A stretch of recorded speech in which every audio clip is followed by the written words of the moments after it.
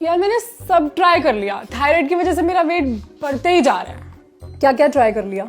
हर रोज सुबह फ्रूट्स ले रही हूँ, डिनर में खाना छोड़ दिया, सैलेड्स पे आ गई हूँ, दूध वाली चाय तक लेनी छोड़ दी है, ब्लैक कॉफियां ले रही हूँ। तुझे पता है यही रीजन हो सकता है जो तेरा थायराइड भी कंट्रोल नहीं हो रहा और वेट भी कम होने की जगह बढ़ रहा है। पर ये सब तो हेल्दी है ना? हाँ बाबा, ये सब हेल्दी तो है, बट थायराइड के केस में चीजें थोड़ी सी अलग होती हैं।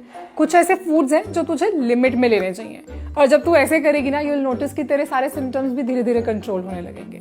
मतलब जैसे वेट लूज होने लगेगा, तुझे थकान नहीं रहेगी, अच्छी नींद आएगी, कॉन्स्टिपेशन नहीं होगी, स्ट्रेस दूर रहेगा और तेरी साइकिल्स भी इंप्रूव हो जाएंगी। देखिए। रियली? कौन से फूड्स? रुक, तुझे एक वीडियो दिखाती हूँ।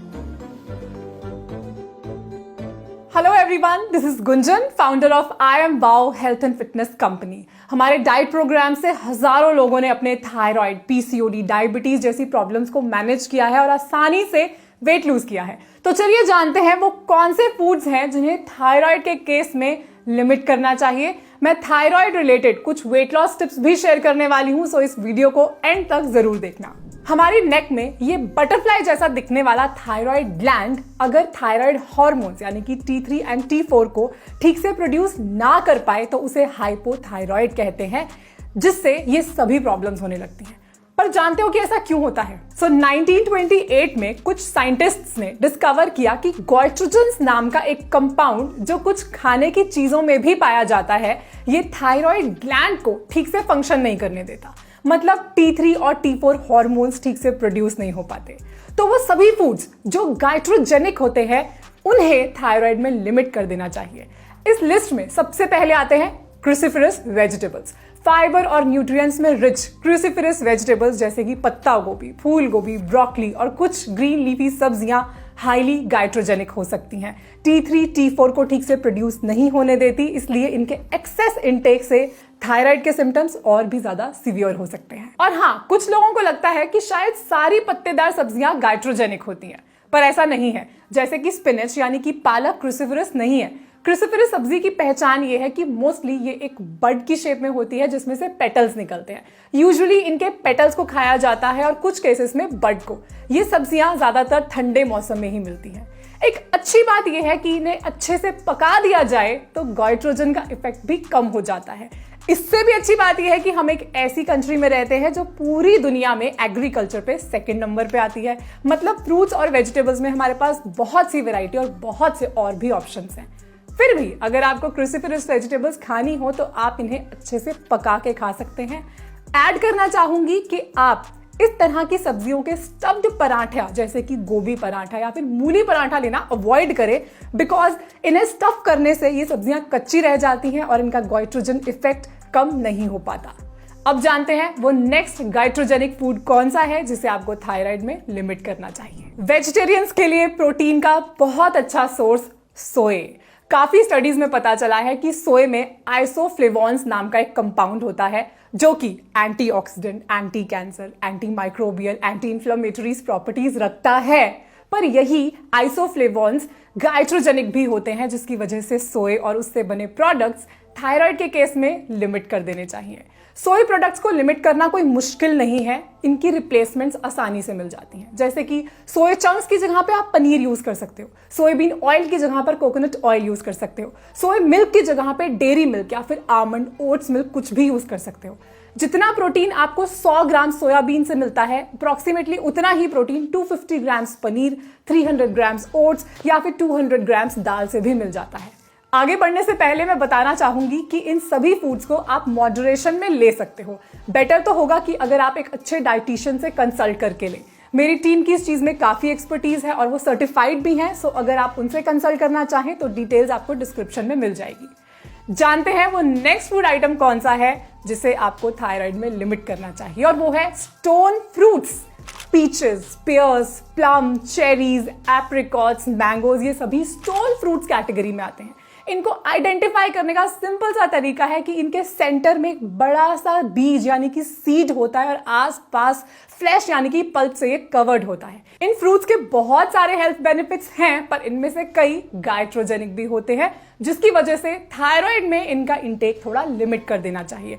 इनकी जगह बाकी बहुत से फ्रूट्स आप ले सकते हो। इंडिया फ्रूट्स का भी सेकंड लार्जेस्ट प्रोड्यूसर है और हमारे अपने अपने 50 इंडिजिनियस फ्रूट्स हैं। फ्रूट्स की इतनी वैरायटी है तो आप अपनी पसंद का कोई भी फ्रूट ले सकते हो। वैसे आपका फेवरेट फ्रूट कौन सा है मुझे कमेंट्स में जरूर बताना।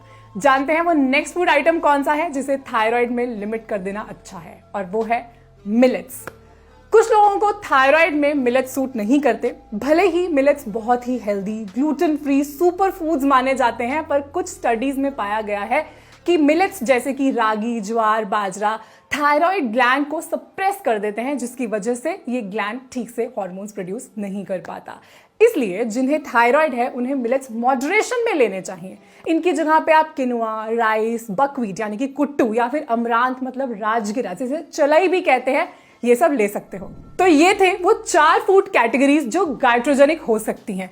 अब नेक्स्ट 3 फूड आइटम्स गाइट्रोजेनिक तो नहीं है, पर जरूरत से ज्यादा लेने पर ये थायराइड के सिम्टम्स को बढ़ा सकती हैं। सो नेक्स्ट फूड आइटम है ग्लूटेन। जिन केसेस में थायराइड ऑटो इम्यून होता है, which is actually 90% as per a study, so in cases में ग्लूटेन को लिमिट कर देना ही सही है।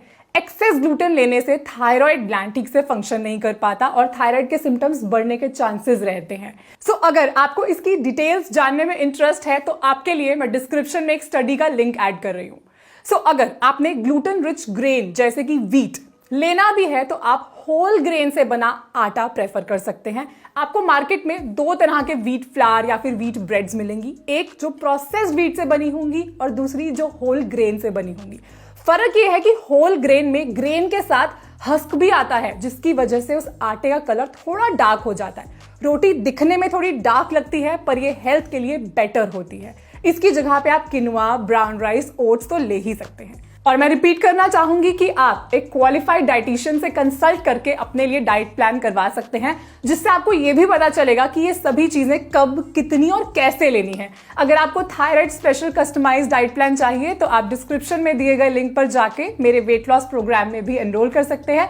माई team has helped many people to lose weight and manage their thyroid. चलते हैं अगले फूड आइटम पे जो कि है कैफीन। ऑल्दो कैफीन और थायराइड का कोई डायरेक्ट रिलेशन तो नहीं है, but caffeine T4 thyroid hormone की एब्जॉर्प्शन को स्लो डाउन कर देती है। अब जिनकी बॉडी में पहले ही ठीक से T4 प्रोड्यूस नहीं हो पा रहा, अगर उसकी एब्जॉर्प्शन भी स्लो हो जाएगी तो डे बाय डे कंडीशन और खराब हो सकती है। सो द सोल्यूशन इज कि आप हाईली कैफिनेटेड चीजों को थोड़ा कंट्रोल कीजिए।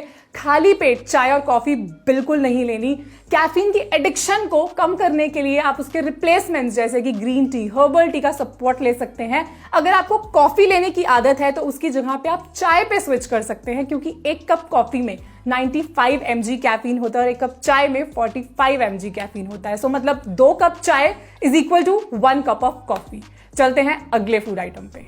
सो the next food which you should control is sweets. Sweets का भी कैफीन की तरह थायराइड से कोई डायरेक्ट रिलेशन नहीं है, पर क्योंकि थायराइड में हमारा मेटाबॉलिज्म ऑलरेडी स्लो डाउन हो जाता है तो हाई कैलोरीज वाली चीजें जैसे कि मिठाइयाँ, जूसेस, केक्स ठीक से डाइजेस्ट नहीं हो पाते, बॉडी पे फैट बन के जमा होने लगते हैं।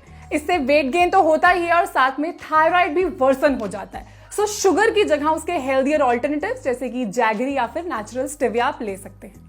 गाइस, थायराइड और वेट गेन एक विशियस सर्कल की तरह है, एक बढ़ेगा तो दूसरा भी बढ़ेगा। पॉजिटिव साइड ये है कि एक कम होगा तो दूसरा भी कम होगा। तो इसलिए चलिए जानते हैं थायराइड में वेट लूज करने के कुछ इंपॉर्टेंट टिप्स।